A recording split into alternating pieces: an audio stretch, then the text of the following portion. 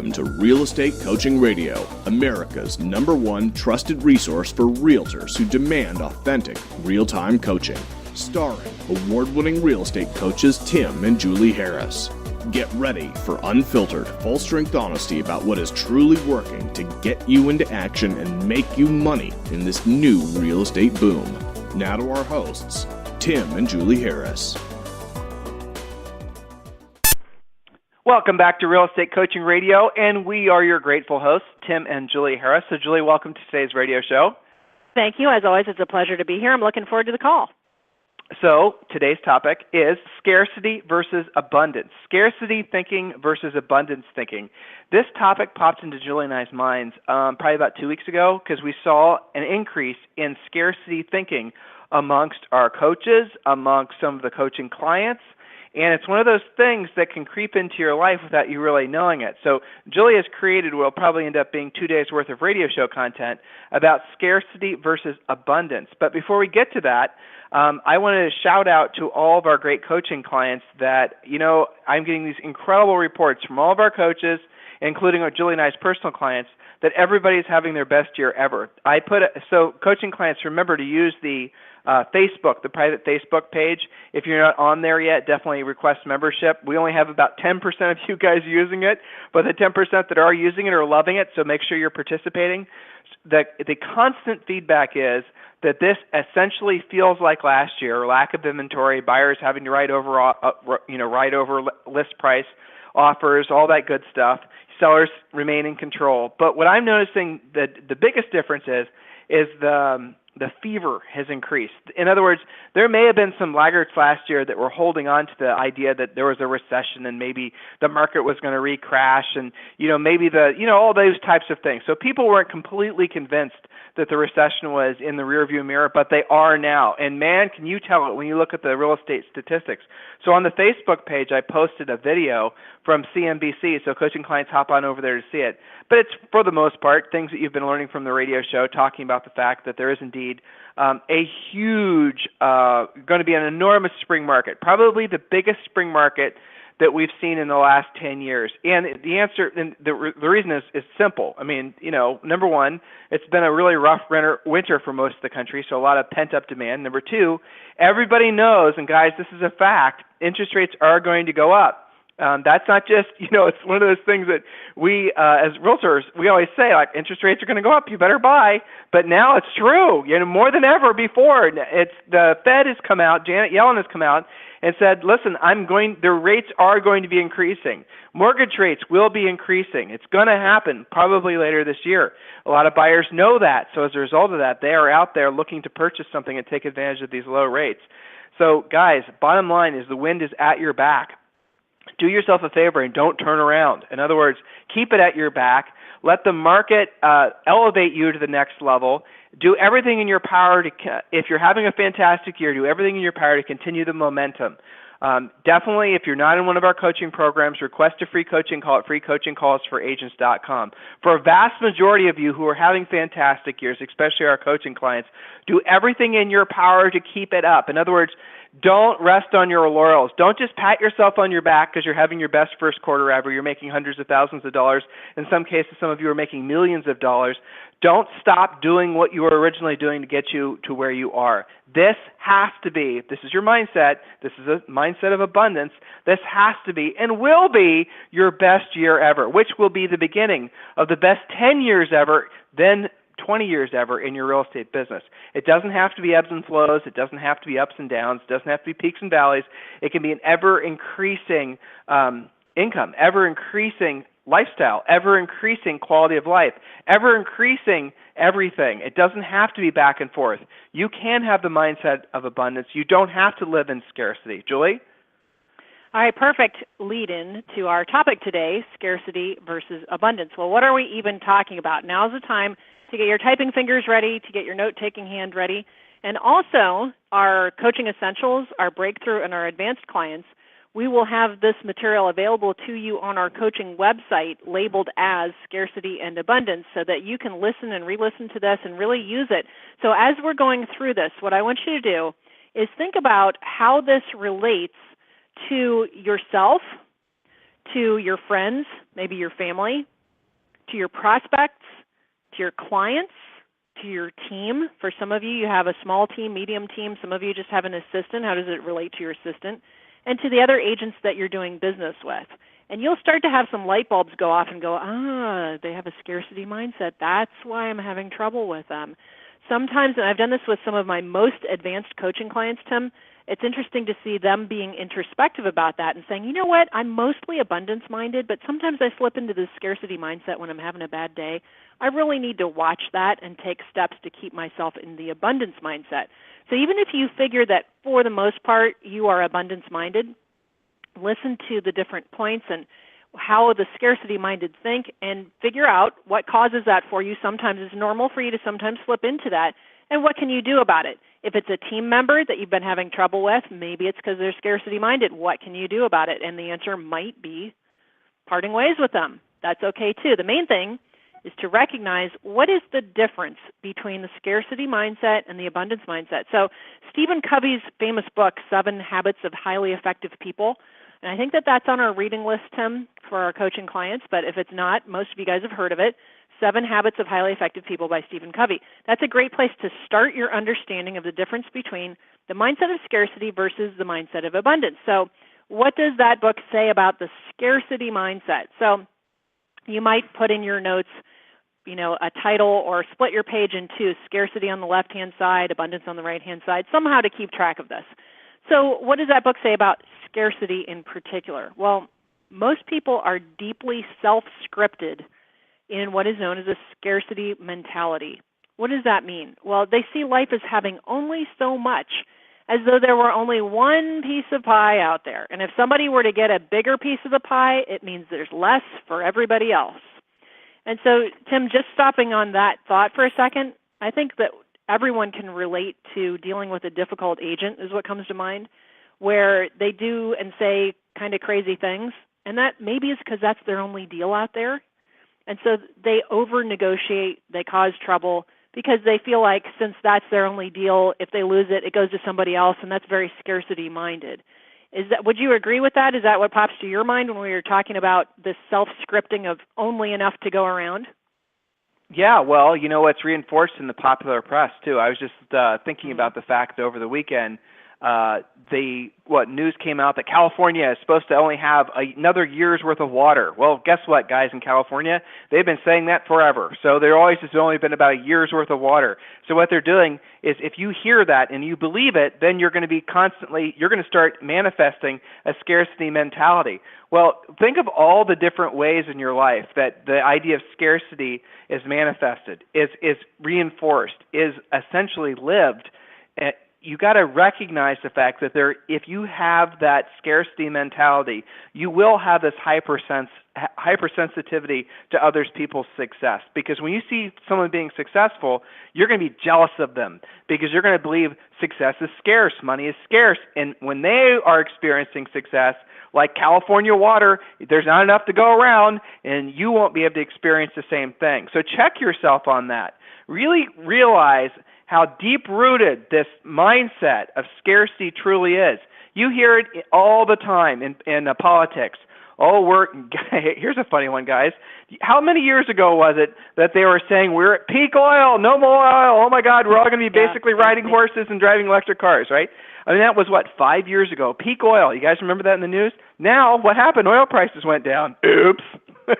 Guess we weren't at peak oil after all. I'm not trying to be political, guys. I'm just trying to make you realize that a lot of the ways that people try to manipulate us is by leading us to believe that there's a scarcity of resources, or there's a scarcity of money, there's a scarcity of success, there's a scarcity of listings, there's a scarcity of knowledge, there's a scarcity of love, there's a scarcity of happiness. Oh my gosh, you only get so much happiness. Enjoy it while you have it.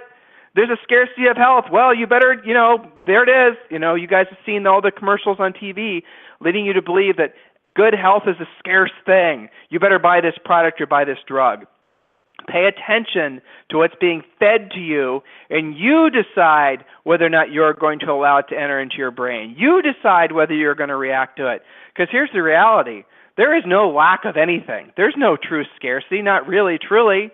The only scarcity that truly exists is our scarcity to believe in ourselves, the scarcity for us to believe that we can learn to take the actions that will elevate us and our loved ones to the next level. Because, guys, this real estate business that you're in, that's what it leads to. It leads to you having a better, fuller, richer life, and the same with everyone that you care about. Julie? Well, that's right. And so really it shouldn't be called just the scarcity mentality. It's more of a scarcity lifestyle.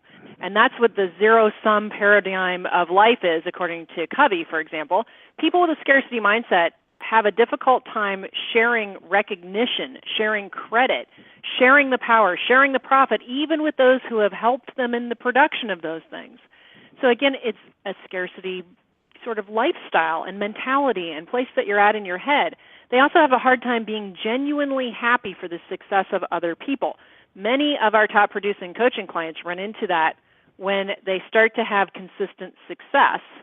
Some of their friends will dump them because they're in the scarcity mentality, because they have a hard time being genuinely happy for the success of their friends, or what they used to call their friends. The scarcity mindset revolves around the idea that there simply isn't enough to go around. There can only be one raise at work, and if one person gets it, everyone else can't have it. There's only one listing to have in that high-end neighborhood. There's only one commission check to be had in the brokerage this month. My paycheck only has a certain amount of money in it, and if I don't spend it now, it'll go away. Okay, so if I don't party now while I'm young, I'm never going to have a chance to do it later. I'm going to live for today. So the scarcity mindset always focuses on the extreme short term of every decision. And this reminds me of some of our previous shows, Tim, where agents don't get to work because they don't feel like working. Well, that's kind of living in that scarcity mindset, because scarcity focuses on that extreme short term. What's the most fun option right now? What uses up the resources I have right now so they can't be taken away later?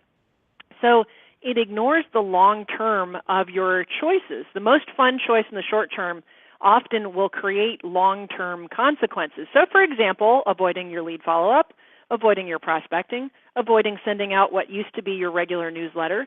Well, short-term lack of pain can lead to very long-term out there definitely paying the price in the future. So if you spend all of your energies having fun right now, well, what's going to happen in your future? And, real estate is full of that, Tim. We talk about the life cycle of the lead.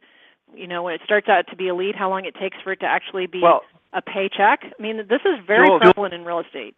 Yes. Right. Well, one of the founding principles, with the real pillars of our, I don't know if you want to call it a belief, but our pillars of the people that we attract to our coaching organizations is their acceptance of the fact that long-term, ever-increasing success comes from doing what you don't want to do when you don't want to do it at the highest level. Okay. Right. Versus so many agents who basically believe that they can shortcut it. So many agents who believe that they can buy some shiny silver bullet and it's going to somehow solve all their problems. In other words, guys, do you see how that scarcity versus abundance mindset, actually how pervasive it is, how it actually affects you directly in your very philosophy about your real estate practice? Julie? Yeah, so we see this because scarcity mindset creates sadness and it creates jealousy. If someone else got that listing and I didn't get it, well, they're rotten, they're yucky, they must have cheated to get it, they're doing something illegal, all that kind of stuff. The other person got that special thing that I didn't get, and the person can take from that a feeling of jealousy towards the other person. And sometimes some agents even get ruined to real estate in general or to the market, and they start coming up with all the excuses and sadness and depression and jealousy and all that negative stuff that incidentally doesn't lead to a paycheck. So personal finance is pretty hard with the scarcity mindset. Scarcity mindset pushes you to spend as soon as you get it. This is why some of you guys have panic attacks when you find out you actually owe some taxes, because you actually spent some money that didn't belong to you. You spent it as soon as you got it. Scarcity mindset causes you to be paranoid about taxes and causes you to avoid investing. Usually people with this mindset find ways to blame someone else in order to explain their personal finance failures, as though the system is causing them to spend their entire paycheck before the next one arrives. So it's not your fault that you're living check to check. It's a problem with the system. The system's broken. You hear that a lot from scarcity-minded people.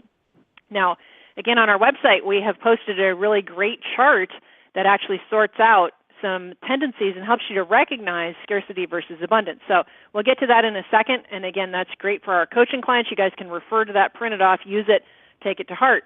So let's switch gears to something more positive, where we like to spend our coaching time with our clients, the abundance mindset. That's where the fun begins. So The other hand, the abundance mindset, and again, according to the 7 Habits book, which again is a great place to start, it's on our reading list, the abundance mentality flows out of a deep inner sense of personal worth and security. It's the paradigm that there's actually plenty out there and there's enough to spare for everybody. It results in sharing of prestige, of recognition, of profits, of decision making. It opens up possibilities and options and alternatives and creativity. It makes me think of a lot of our interviews with our top producing agents, Tim. If they didn't have an abundance mindset, they wouldn't be willing to come on the radio and share all of their great experiences and their successes and their techniques with all of our listeners. I mean, they're a great example of an abundance mentality. They're there to share with you. And you find that amongst the most stable, most successful top producers is that they're not afraid. They don't say things like, well, I don't want to share my pre-listing package. No, a lot of our coaching clients post their pre-listing package samples on our private Facebook page for all of our other clients to see because they're not freaking out that there's only so much to go around and gosh, I better not share my best practices. No, the abundance mentality focuses on the long term. It involves a deep understanding that just because you don't get to have something right this second doesn't mean that you won't be able to have it later. It's actually a more mature mindset. Skipping a party right now or skipping going out and, just blowing that money right away. I think of something just popped in my mind, one of those Bravo TV shows where it showed the agent putting somebody in contract where they were about to make a big paycheck. They hadn't been paid yet, but they went out and bought a new car. Well, gosh, what happens if that doesn't close, right? And did they account for the fact that at least 30% of that probably is going to go to taxes? No, they wanted that immediate right now feeling. So I had that thought when I saw that, and I know you did too. So some of this is delayed gratification. Somebody else getting the listing in a neighborhood that you're going after doesn't mean you'll never get a listing there. It just means you have to hone your skills and go after it the way they did. So the abundance mentality is much more positive. It creates positive feelings towards other people. So if you look at a top producer and you go, oh my gosh, they must be doing something illegal or wrong or bad or, they got that some, other way than what I have abilities to. That's scarcity versus looking at someone who has a really great business going in a neighborhood that you want or in a price range you want in your town and saying, gosh, you know what? They must be really good at what they do. Maybe that's somebody I should be in a mastermind with or be friends with or at least be friendly with when we're doing transactions together. I want to have positive feelings towards that person. So if you feel as though someone else's perk is not taking anything away from you in your life that you might not yet have, it becomes much, much easier to feel happy for that person. Another person getting a great listing or getting a great commission check or finding a new relationship with a builder or something like that is not a source of jealousy or internal pain. You should be happy for them. They're doing a great job. They're setting a great example for you, for your brokerage, for the industry, because that person's perk doesn't actually take anything away from you. So obviously, when you get down to personal finance, that's a lot easier when you have an abundance mindset. You don't feel the need to spend the second that you get that commission check because, there's going to be more where that came from. This helps get you into momentum, makes you less paranoid about your taxes and less afraid to invest in, rental properties, fixes, flips, et cetera, and other investment tactics. So how do you switch over to abundance and actually cultivate that? This is all great, Tim, but how are you supposed to actually implement this? Maybe you just recognize you had that light bulb go off and you go, okay, now I know why I've been kind of negative sometimes. I need to switch to a mindset of abundance. How does an agent go about doing that? What are our listeners supposed to be doing about this? We're all about implementing. We have 8 ways, right? So let's just walk them through the 8 ways of how they can switch from a scarcity mindset to an abundance mindset. And Julie, it is kind of interesting. I was reading along with you in your notes, and you were using examples from different things that how you can see the scarcity versus the abundance mindset start to manifest. But really, it is at the end of the day how much success you allow yourself to have, or how much success you believe you're allowed to experience in life. How is a trip to Europe a one-time thing, or is it something? The expectation, right? And again, guys, it is everywhere around you, how you live your life, how you view life, how you actually allow others in your life to, your family, your friends, how do they relate to you? Do they relate to you from a mindset of abundance or a mindset of scarcity? So really take all these points seriously as Julie gives you some suggestions and how you can start tipping towards the mindset of abundance away from scarcity. So Julie, what are the 8 tactics? Perfect. So the first one is to have appreciative conversations. Rather than talking about all the things you don't have, what's wrong with life, what's going sideways for you, try to engage in conversations with friends and family about the multitude of things that you do have, what you're grateful for. Ask your friends about the things that have gone well for them in the last week. Focus on the big things they're working on. Don't be afraid to share some of the things about yourself. Talk about your achievements, what you're proud of, your personal successes, your experiences, and leave talk about negativity and the things you don't have and the things that you feel you'll never achieve. Leave that out of the conversation. There's no place for negativity. You ever noticed when somebody does that to you how repulsed you are and you really don't want to spend any time with them? All of a sudden they've gone negative on you. You're like ready to run out of that room. So don't be that person. So naturally you can't shift completely to that. Yeah, let me interject in there. So one of the best ways to underline Julie's point here a bit is to stop complaining. Just monitor yourself to see if you complain about anything.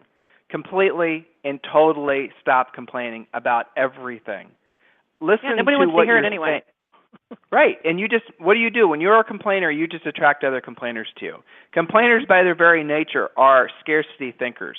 So do everything in your power to stop complaining about nothing. Even if it's a legit bitch, keep it to yourself. Nobody wants to hear it. Seriously. Do you want to hear people complaining, to Julie's point? Do you want to hear people belly aching? Of course not. Do you think they want to hear it from you? Absolutely not.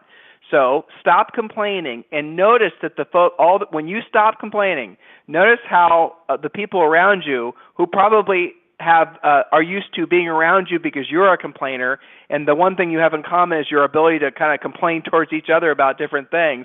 When you stop complaining, notice how they react. It'll almost be like they're going to go through complaint withdrawal. They're used to you being a complainer. It might get quiet. It might get real quiet for a while. They might not. Yeah. They might not invite you back to the break room to sit around the coffee maker because you're no longer part of the complaining gang. Yeah, well, one of our recent interviews, on the radio show, he was talking about changing offices. And so I had him visit potential offices, and he was telling me about how this one particular brokerage, it was like everybody in the brokerage was divorced. They'd all gotten together and bought a party house so they could all drink beer and watch football on the weekends. And how much that rubbed him the wrong way because that was so much not who he is, and that he knew right away that this was not the culture for him. Because all those people were living in that scarcity mindset, right? They're just living for today, and they were all ruminating together, and that was not the place for him, so he kept looking. So some of this applies to your brokerage, maybe to your house, right, how you're handling things. So that leads me to my next point. Organize your home and your life. That means both on the personal side and the business side. A simple process of getting your possessions, your time, and your information better organized does have a lot in terms of cultivating your abundance mindset. So by doing this, you begin to see how many things and how much time you actually already have in your life. So whenever you reorganize your closet, you're going to be shocked at all of the things that you find, rediscoveries. I do that, and I have rediscovery outfits, right? And that makes me feel more abundant and less shoppy. I don't really need to have that immediate fix. Sometimes you might wind up selling some things or donating or consigning some things, and that in itself is also a generosity type of event, helps you appreciate things and help other people. So whenever you adopt a new time management tactic, you'll feel more productive because you've realized how much time you actually do have in your life. So organization will expose you to the riches you already have in place. And it's true, Tim, if I think back to clients that have been disorganized, they also tend to be the ones that fall into that scarcity mindset. It's definitely related. So here's a favorite one of mine. Whenever, and I know you do this a lot with your clients too, whenever we hear either somebody who seems like they come to us in a negative, type of mindset, or some of our great clients that slip into that, one of the first questions we ask them is how much media they're consuming. Mm-hmm. How much of the news are they watching? So almost every form of media in some way revolves around cultivating a desire for things that you don't have or reporting on things that went wrong. So these are key elements of the scarcity mindset. It's actually fed to you. Some of this is not your fault, except for the fact that you have the ability to turn it off. So it is your fault are now. Well, it right? is, it's but their you can fault take now. control. Once they are That's aware right. of this, once you guys start tuning into what Julie's saying and you're realizing it, this is the first time you have that little aha, that little epiphany. At that point, if you choose to still basically circulate in the waters of scarcity, that is your choice, and you now are accepting the limitations that you're setting on yourself, the smaller life that you'll live if you choose to stay in that mindset of scarcity. So now it's a choice because you recognize it. Yeah, and we talk about how to cure this as a media-free morning. That's one of the common topics that we have with our coaching clients. You know, it's okay to just browse the headlines and know what's going on in the world, but you really don't need to watch CNN or Fox or any of those things for the next 2 hours of your life as you slowly drink the entire pot of coffee, right? So you don't need to do that. A lot of those programs are selling you on something. They're reporting negativity. They're messing with your mindset. So the best way to battle that is to just reduce or eliminate your media consumption. Take an hour that you might have been watching those shows or browsing on the web, and instead spend it doing something outside with your hands, or how about this, some good quality lead follow-up or talking to your past clients. Use that time to do something to improve yourself in some way, either on the personal end or the business end, or possibly both. That's why the Miracle Morning, that book that we recommend to our coaching clients, that really talks to this too. Take that time that maybe you were whiling away on something negative and use it for good. So the next point in how we get there, and I think Tim will probably continue this into tomorrow's show and make this a multi-part show. So share what you have with others. Don't be so, one of the things about scarcity-minded people is that they hoard information. They hoard things and make it all, that scarcity mindset. So by sharing what you have with others, and sometimes that's information, sometimes it's your time, you'll begin to see several things happen. First, you're going to feel good about what you've shared. You've improved the other person's life. And secondly, you often find you don't really miss what you've shared. It's not taking any skin off your back to share with them. And third, what you share regularly, people are willing to share right back with you. So it's not just about sharing money and possessions. It can include time, knowledge, connections with other people, referrals, etc. Spend an afternoon helping a friend. Spend an hour walking someone through the process that you understand well. Spend that extra 10 minutes with your next listing appointment so they feel really good about the process and don't instead freak out in the middle of the night after you left wondering what in the world's happening next on their transaction. Give a little. Make an effort to introduce two people you know who might have something valuable in common. So this is like connecting your center of influence, your past clients, with each other.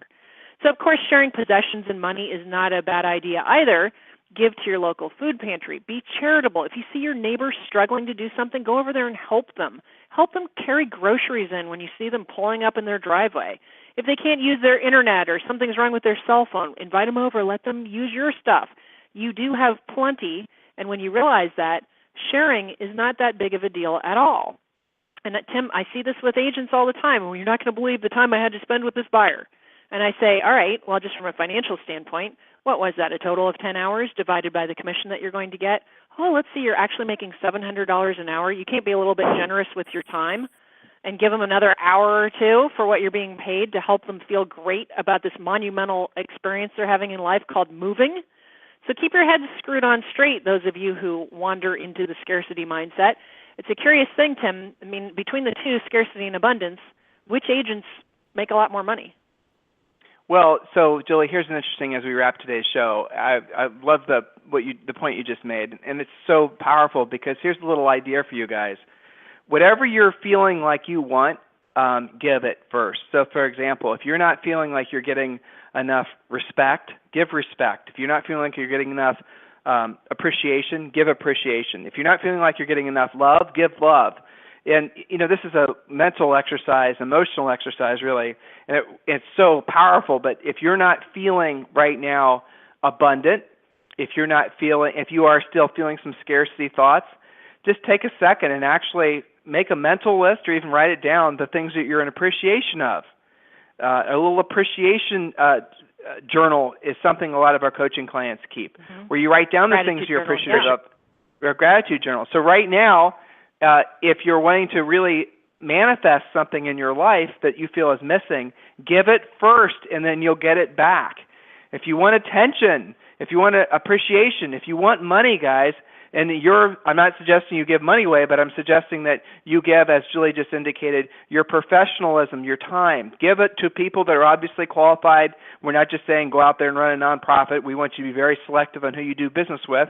That's how you actually make a profit. But when you find those folks that are qualified to do business, then you absolutely positively give of your time. That is the exchange of essentially money for money, right? Your time is, and when you're a service provider, you're actually essentially providing something that has a tangible result. So it's essentially like giving money. So whatever you feel like you're lacking in your life, give it and see how long it takes to get it back. You'll be amazed. Almost always, it's instant.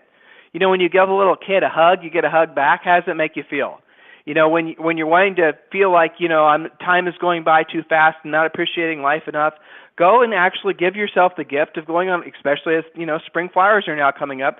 Go out and enjoy, the abundance of nature. Enjoy the abundance of our lives. Enjoy the abundance of being alive during this incredible time in history, during this incredible housing recovery. Guys, we're surrounded with abundance. We're surrounded with opportunity. We're surrounded with wealth. There's not just a limited amount of money to go around. There's an abundant amount of money to go around. There's not a limited amount of anything. Everything and anything that you and everyone else wants will be, is there to basically manifest. There's no limit. Guys, this is the reality. And some of you who are more tuned in know that this is somewhat of a political, if not a religious topic. And it is. I recognize that, and so does Julie, obviously. But we're not going to bring up that fact. But some of you who I know are very tuned in realize that what we're really talking about is Scripture. What we're discussing with you right now is in the Bible. What we're discussing with you right now are a lot of the founding principles of our belief about how you run a successful real estate practice. So listen, we're going to wrap today. And then obviously we're going to pick up where we left off tomorrow. In the meantime, if you guys need us for anything, obviously go to freecoachingcallsforagents.com. Now, speaking of abundance, obviously, if and hopefully all of you are ready to embrace the idea that you listing agents are where it's at and where it will continue to be, and I'm sure all of you are at this point in agreement that you want to learn how to be listing agents, one of the very fundamental tools that you have to have, not even optional, guys. At your real estate license, the next thing you get after you sign up for our coaching is, after that, what do? MojoSells.com. So thank you, Mojo Sells, for sponsoring today's radio show. Listeners, we'll talk with you on the radio tomorrow. Again, if you need us for anything, if you're ready to enjoy a life of abundance and really essentially enjoy this incredible real estate market that you guys are going to see it this year more than ever before, go to freecoachingcallsforagents.com. We'll talk with you on the radio tomorrow. This program has been a presentation by Tim and Julie Harris, Real Estate Coaching. For more information on our real estate coaching and training programs, visit our website at timandjulieharris.com. Remember to tune in weekdays at noon for upcoming shows, and until next time, thank you for listening to Real Estate Coaching Radio with Tim and Julie Harris.